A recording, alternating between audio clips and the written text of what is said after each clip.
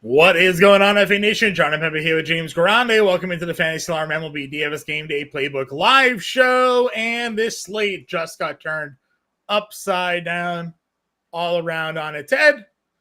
Chris Sale has been scratched for tonight, moved back to Tuesday. Bryce Elder will instead be making the start here for the Atlanta Braves tonight against the Arizona Diamondbacks. Chris Sale, as you know, was the most expensive pitcher on the slate by $2,000. And this was a slate really void of quality pitching, to put it nicely. Like, there were some okay spots. There were some okay guys. But Chris Sale was the creme de la creme, right? He was the top guy. You mentioned 80% rostership was on Chris Sale today. He's no longer on the slate. You get Bryce Elder instead. At least you're not spending $10,500 now on a starting pitcher, James. Right? There's, some viable now money to spend on a slate where there was no real spend ups. So there's no need to. I had money left over with Chris Sale in my lineup, so we can't even play Brooks Lee today. Not playing. The 2K punt we wanted. Not a lot. Yeah, he is. I thought he was out of the lineup. No, he's hitting seventh. Hitting seventh. ESPN also. So to your point, Jose Miranda hitting fourth, and he's obviously on my fantasy team because I like good players. I'm just kidding. You're actually ahead of me in the standings, so I can't talk. Jose Miranda I do have listed out as well. He is hitting fourth tonight. So Brooks Lee is hitting seventh. He is in the lineup. Got it. Okay, so ESPN's just wrong. Yes, ESPN is completely wrong. Understood. So.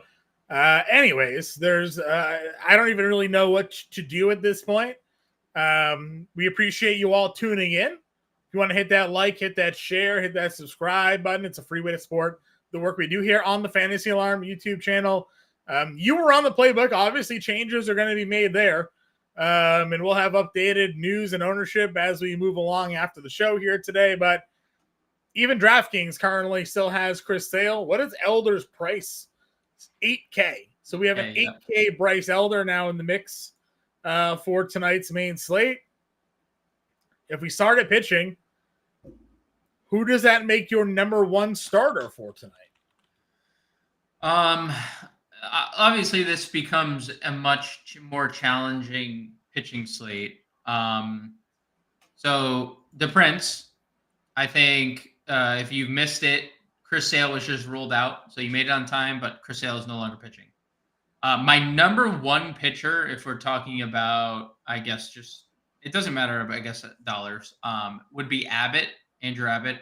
I don't love it, but there's obviously things to like about Andrew Abbott in this spot. One, he is now he is the top dog in terms of strikeout odds because that was Chris Sale. Now it's Andrew Abbott. 5.5 minus 140 on DraftKings Sportsbook. He has now the best odds for a win. Him and his team minus 180 on DraftKings Sportsbook against Colorado. And when you talk about the Rockies, John, obviously we have to exclude Coors Field from the equation. I know this is a good hitter's ballpark, but when you take Coors out of the equation, in basically every facet, whether you look at last 2 weeks, whether you mold the sample to what you want, the Rockies are bottom five in every offensive category. So no matter what, as long as they're on the road against a lefty, whatever sample, two weeks, 1 month, full year, it's 25th or worse in basically every category. What I think the interesting part of Abbott is the strikeout rate is severely down this year. That is clear, bright, painted picture that we can see. But he is, I don't know if this is compensation for ballpark. He has a significantly higher strikeout rate in Great American than he does on the road. He has a 6K per nine on the road, 8.29 at home, a 2 strikeout per nine difference at home. And I do think that there's something to be said when you're talking about I need to get outs because the ball flies in my ballpark, right? So he's just challenging more, you think? And therefore he's getting I think there's things that factor into significant splits like that. Obviously, he's pitched more on the road, but still a 2 strikeout discrepancy is a pretty big margin. So for a team that has struck out as much as the Rockies have, 26% strikeout rate, third highest on the road against lefties this year, I think Abbott's number one. So you and I were talking about Gavin Williams' pitch count in the first game and how he threw 74 pitches. Well, in his final AAA start, he had thrown 82. So I think we can probably safely assume that he just was getting hit, and there's just no need. No, I know, but like that does make me feel more comfortable that he can go 90.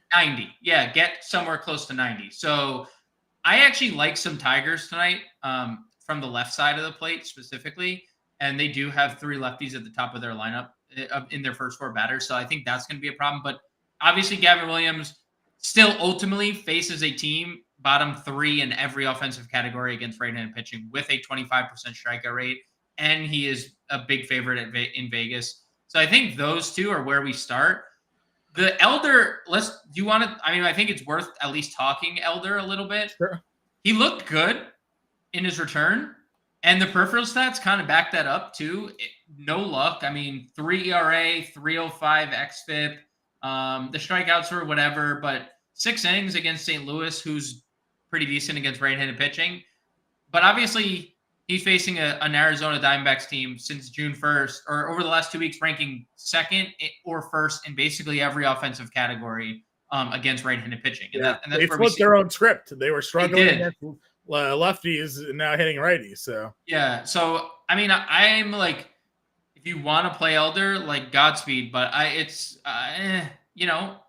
he was really bad. There was a reason why he was sent down and has only made 1 start since May. And right? even last year, like his overall numbers looked fine, but his underlying numbers were like, nothing great. He's not a strikeout guy.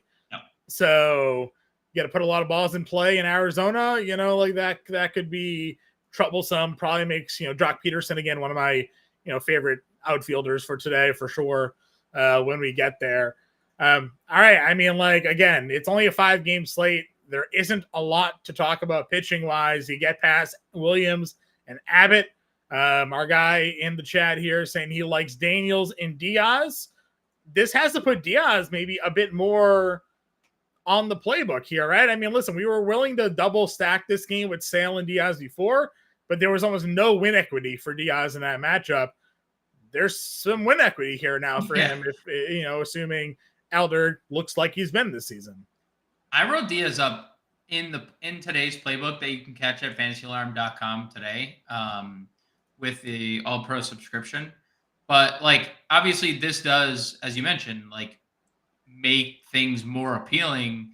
And every stop he has had really elite strikeout stuff, including the 22 starts at AAA that he's made.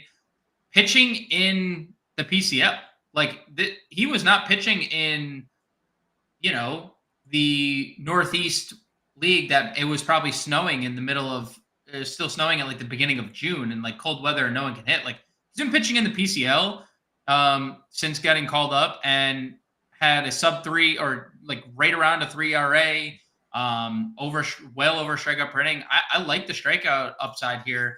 And I talked to you last night on the show, and I'll say it again. Over the last 2 weeks, almost 400 plate appearances for the Braves. They're 25th in OPS, 25th in WOBA, 25th in WRC+, and they have a 27% strikeout rate against right-handed pitching. And again, it's a two-week sample. I then extended that to June, John. 25th in OPS in WOBA, 24th in WRC+. Since May 27th, the day after Ronald Acuna's injury, guess what? 25th to 26th in all those offensive categories with a high strikeout rate. They just have not hit righties well this year. And when you look at their numbers, like Ozuna hits lefties and Riley's hitting now, but like lefties. And Adam Duvall only hits they just have not had a lot of success against righties. So I do think Gilbert Diaz is firmly in play. Not that you can actually just make a lineup however you want today because there's no salary. There's going to be no restrictions on your lineup. This may be one of the more like leftover salary well, slates. not only that, but I'm saying like in terms of lineup variety, you're going to see across contests. Like I don't know. I mean, we'll see, obviously, but like I don't know if there's a set chalk pitcher now because like the top couple of guys are kind of all the same. You know, probably purely based off win equity, Gavin Williams gets like the largest bump there, but I don't, again, we've talked John Gray and his relative struggles, Chris Paddock off the IL.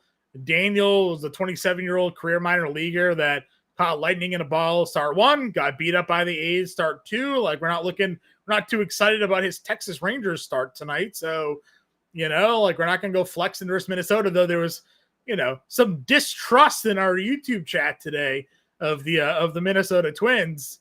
I don't know what that's all about. One of the Twins ever done us dirty here, James, you know? So Montero, Feltner with the other two value plays here. I'm not pitching against Cleveland. And I mean, I don't know. Colorado starters seemingly do surprise more often than not, but I'd rather Cincinnati bats, I think, today.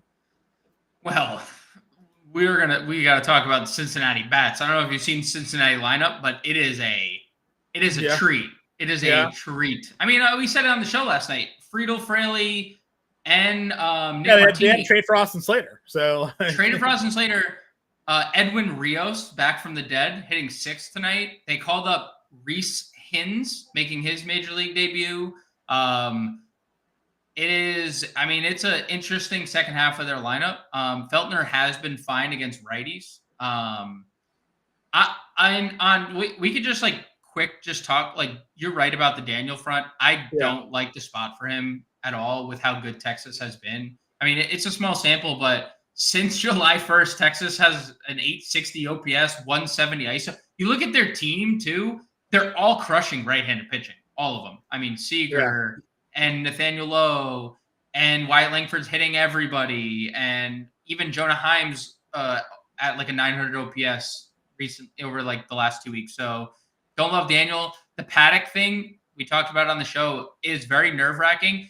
Now, I think it is maybe worth revisiting Chris Paddock, considering there's no Luis Robert tonight for Chicago. Not that Luis Robert is not like the best player ever, but Luis Robert has double dong upside.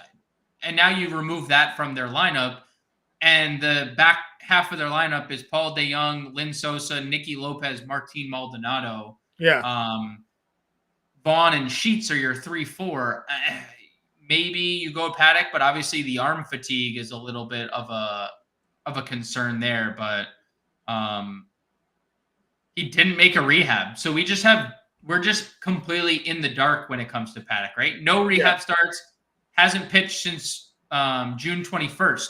What's the expectation for a guy who is coming off 2 years ago, Tommy John, to then have arm fatigue 2 years later, and what is the expectation there?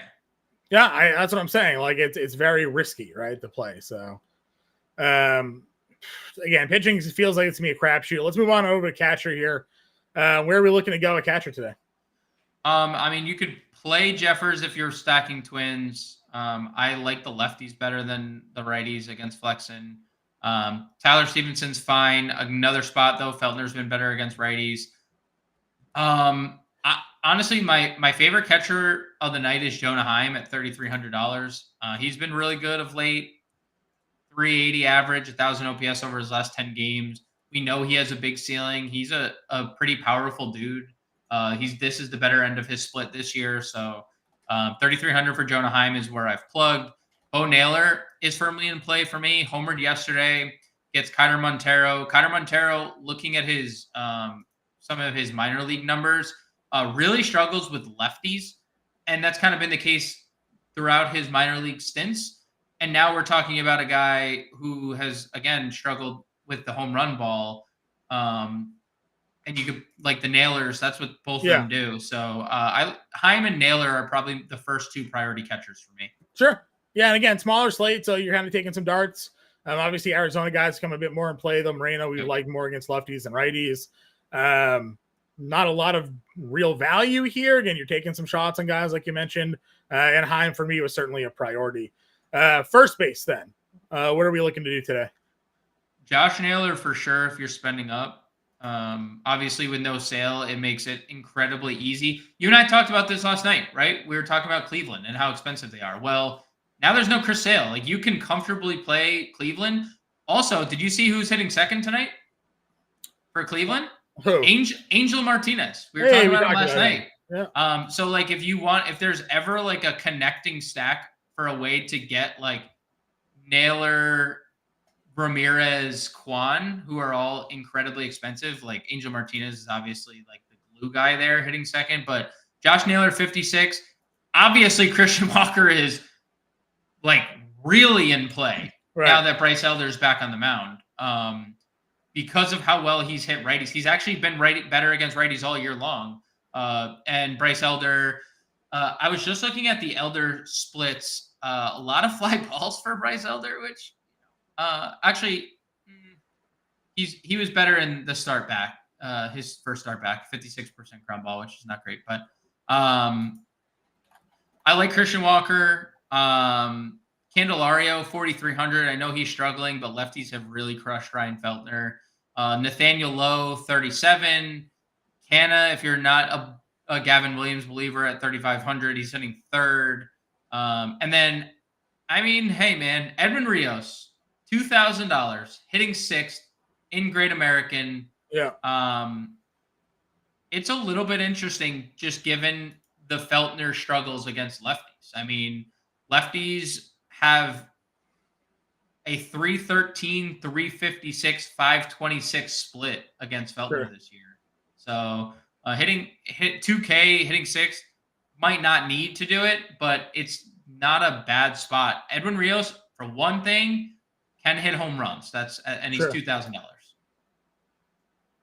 Moving on over to second base here.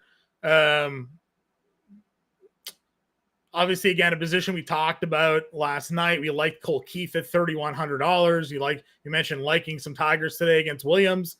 See the lefty you were talking about? He is one of two. You could play three of over the last 22 games, which has been a month. 310 average, 889 OPS, 5 home runs. In his minor league stint this year, Gavin Williams, 500 slug to left-handed bats, 795 OPS to lefties last year. And you talked about it. Like, this is a highly touted prospect that really hasn't like figured it out all that much. So I really like Colt Keith hitting second. I think he is I'm going to say he's my favorite value play of the day. I mean, he's 3,100 hitting second against a guy who struggles against lefties. And when you start talking about ownership, I mean, if you want to know what his ownership looks like tonight, John, here are 3 players that have more ownership than him. You ready? Danny Mendick, Luis Guillorme, and Keston Hiura. Thoughts? Those are 3 players that are projected to have more ownership than Colt Keith. So that's all. That is all you need to hear. And I think that obviously adjusted when like people were like, "Oh, what do I do with my money now that I can't play Chris Sale?" Gavin Williams is now 24% rostered projected. He's the second highest projected pitcher of the day, behind Abbott. But I think Colt Keith, if he's going to be 1% rostered, I'm going to play all the Colt Keith I can get to. Sure. Anybody else here? Yeah, I mean, Angel Martinez is here, and you can play him in the outfield. He's $2,800. He's hitting second. I think he makes a ton of sense if you are playing in a Guardian stack. He is a very good hitter, has proved it at every level so far. So I think Martinez makes a whole bunch of sense. You can play Brendan Rodgers, even though he's on the road, he still hits lefties well. And you can get to Willie Castro for 4,800 leading off, primarily because Chris Flexen is really, really bad against left-handed bats. Sure. Third base. Jose Ramirez, your top price guy. Obviously, you have Riley, our guy Miranda up here at $4,700. Then we also talked Brooks Lee, who is playing today. ESPN lying to us at $3K. Where are you looking to go? I mean, Ramirez has definitely not been as good against right-handed pitching as he has against lefties, but I'm not going to not play Jose Ramirez if I'm playing a Guardian stack. So you can definitely get there. You could definitely play Jose Miranda for 47. Hitting fourth, crushes righties. Obviously, Flexen has been good against righties. He's been poor against lefties, but some of the peripheral numbers do suggest some regression for Flexen against righties. You could play Josh Smith here at third, although he has slowed down a little bit. And then Brooks Lee hitting seventh, 3K. He has been amazing against right-handed pitching. The power side in the minors was definitely his righty, the right side of the plate for him. But his average against lefties or against righties in the minors was like 369. He just hit for more power from the other opposite side. So I'm absolutely no problem getting to Brooks Lee at 3K. Pretty easy position. Yeah, I agree. Shortstop position. Obviously, we have some top spend ups here. Ellie, Correa. We were all in on Seager last night against Daniel. Anything changed for you here at the top? No, I don't think there's anything we want to do like after Seager. I think that this is a clear spend up position. Another one of those like opportunity cost positions. Ellie De La Cruz gets a guy who can't pitch against lefties in a ballpark that he mashes in, right? 839 OPS at home, 770 on the road. His average is up 30 points. His slug's up 20 points. His on base percentage is up 50 points. And you're talking about on base percentage with the fastest guy in baseball. Like Right.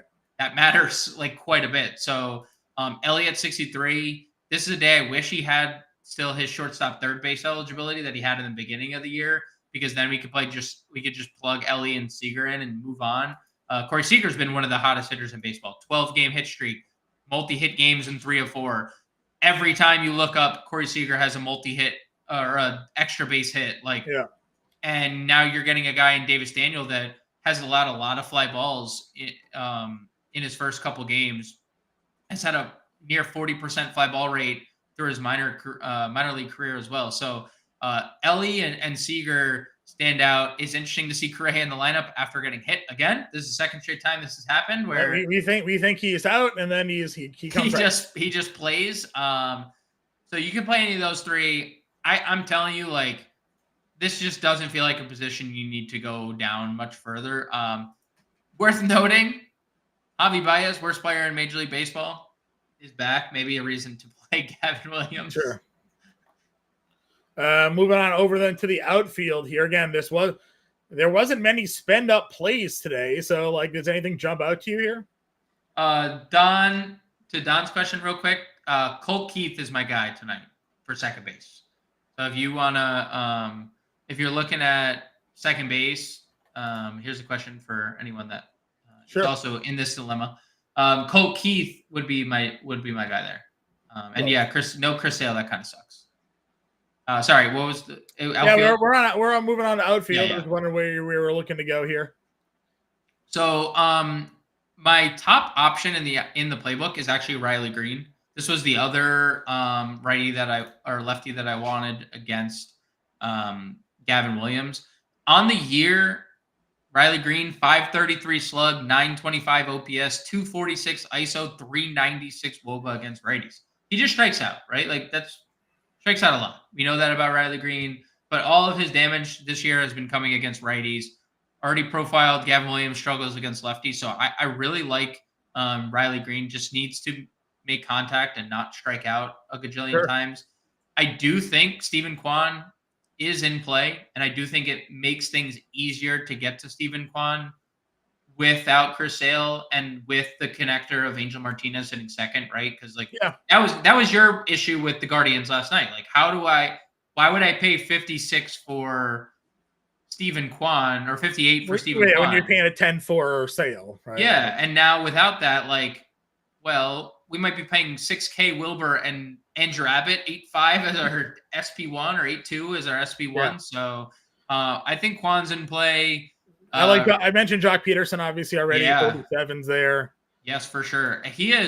Jock Peterson has been super elite against right-handed pitching. And obviously this us talking about the Arizona doesn't reflect in the playbook yet. I will be making updates after the show for all those subscribers at fantasyalarm.com. Yeah. Because the news that Chris Sale is not on the mound tonight.